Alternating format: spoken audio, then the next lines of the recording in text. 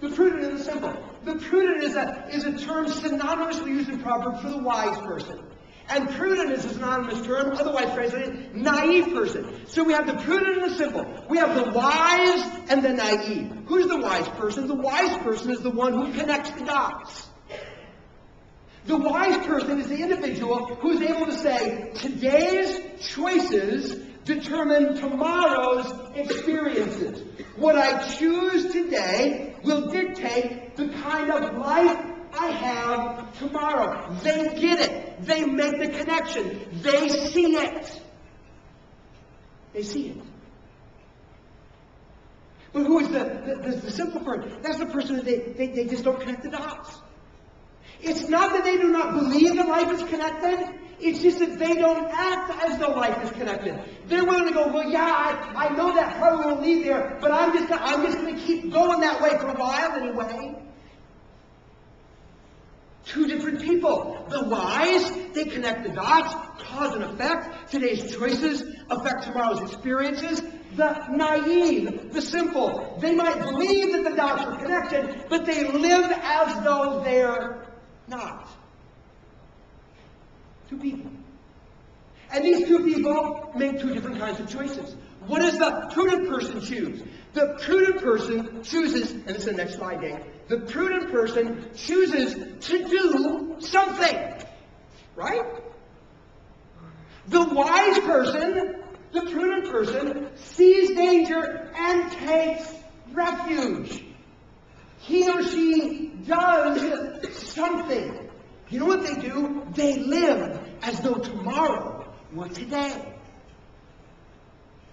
They know that someday, if I go this way, this thing will happen. It's a bad thing. It'll kill my dreams and ambition. I'm going to live today like that was then, and I'm going to take the appropriate steps.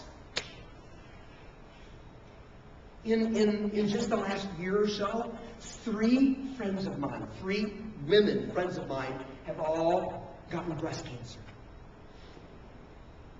One is a dear friend from our church family. One is a girl who coaches track alongside of me. And another is a parent of one of my kids who runs cross country for me. And you know what's fascinating is when they got that diagnosis, when they got it, they felt fine.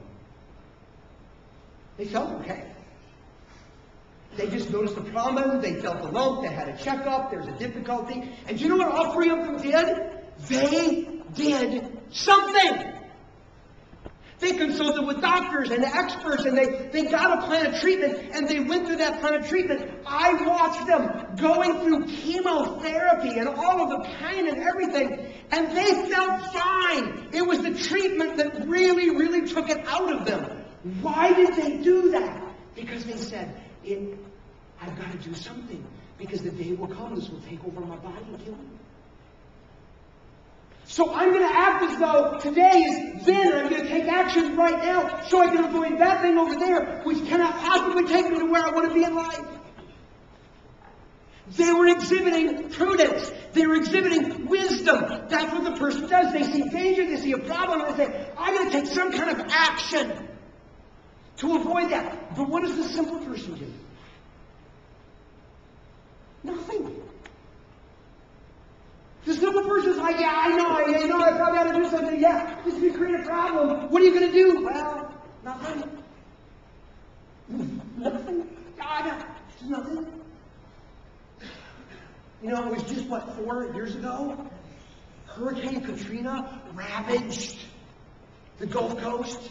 City of New Orleans just decimated. I mean, we all remember the story. It's still a mess today. Not sure why.